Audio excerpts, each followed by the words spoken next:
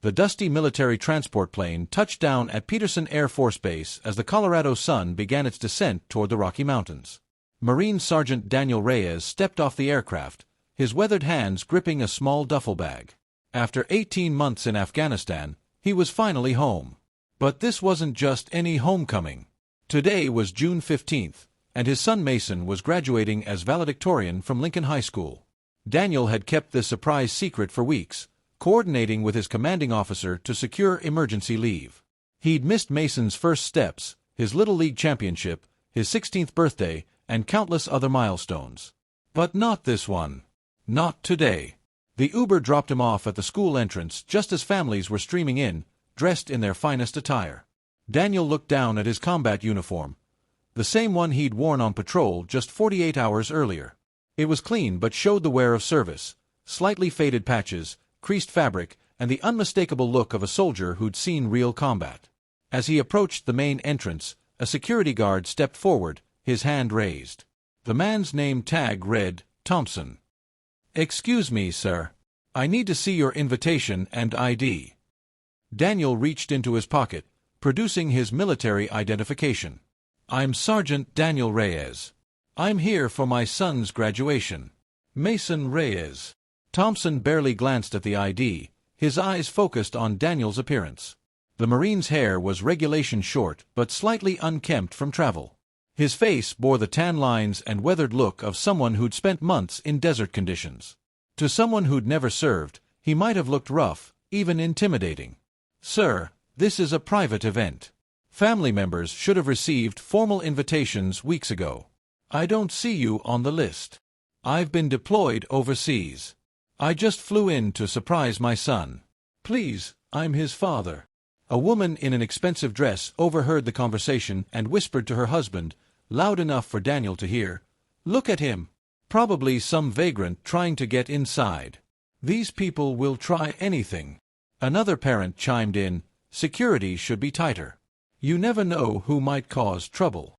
Daniel's jaw tightened, but his military training had taught him discipline. Thompson crossed his arms, unmoved by the military ID or Daniel's explanation.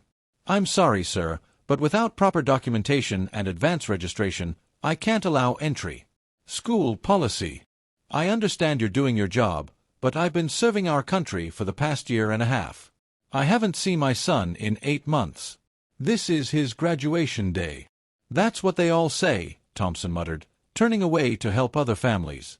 Daniel stood there for a moment, watching families stream past him into the building where his son was preparing to give the speech of his lifetime. He could hear the distant sound of the school band warming up, the excited chatter of graduating seniors, the proud voices of parents claiming their seats. Instead of creating a scene, Daniel quietly walked back to the street. He found a small cafe across from the school and ordered coffee, positioning himself where he could see the building. His phone buzzed with a text from Mason, "Dad, I wish you could be here today. I'm dedicating my speech to you." Daniel's hands trembled as he typed back, "I'm proud of you, son. Give them hell up there." Inside the auditorium, the ceremony began. Principal Martinez welcomed the crowd of nearly 2,000 people, families, friends, faculty, and community members. The graduates filed in wearing their caps and gowns, Mason among them, scanning the crowd hopefully for a familiar face that wasn't there. The afternoon progressed through the usual formalities: welcome addresses, award presentations, and recognition of academic achievements.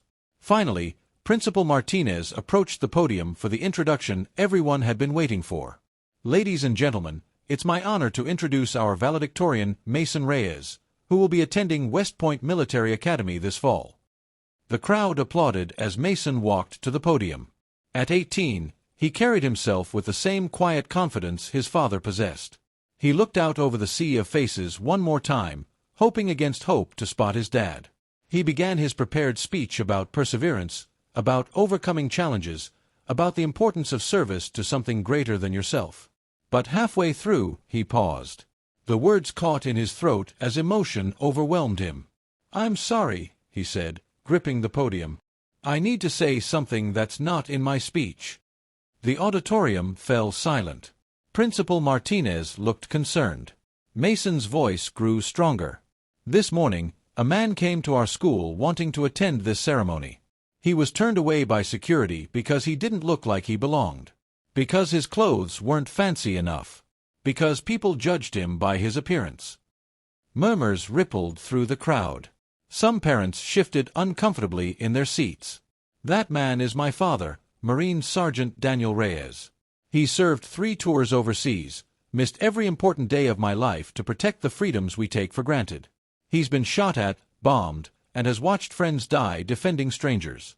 He flew 18 hours straight just to be here today, and we turned him away." The auditorium was now completely silent. You could hear a pin drop. While we sit here in comfort, talking about achievement and success, we denied entry to a true American hero because we judged him by his uniform instead of his service. Because we assumed the worst instead of asking questions. Mason's voice broke slightly. "Dad, if you're listening to this somehow, I want you to know that every day I try to be half the man you are. Every sacrifice you made, every birthday you missed, every holiday you spent away from home, it was all so people like us could gather safely in places like this." The crowd began to understand the gravity of what had happened. Heads turned toward the exits, whispers of shame and regret spreading through the auditorium. "The values you taught me from halfway around the world through video calls and letters made me who I am today. Honor, courage, commitment, not just words, but a way of life." At that moment, the rear doors of the auditorium opened. Daniel Reyes walked in, but this time he wore his dress blue uniform, perfectly pressed, medals gleaming, ribbons telling the story of his service. He'd gone home and changed, understanding that sometimes you have to meet people's expectations before you can change their hearts. The crowd turned as one person, rising to their feet in a thunderous ovation. Daniel walked down the center aisle, his eyes locked on his son's face. Parents who had whispered about him hours earlier now applauded his presence. The security guard who had turned him away stood frozen in shock. Principal Martinez took the microphone.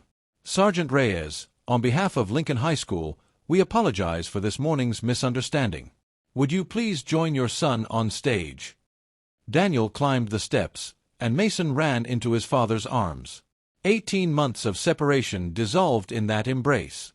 The crowd was on their feet, many wiping away tears, understanding they had witnessed something profound. Mason returned to the microphone one final time.